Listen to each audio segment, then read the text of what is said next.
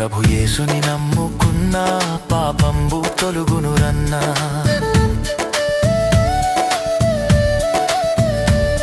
ప్రభు యేసుని నమ్ముకున్నా పాపంబు తొలుగునురన్నా.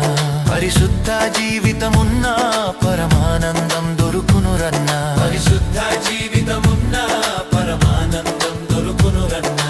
ఈ లోకం మనది కాదు, మనతోటి ఏమీ రాదు.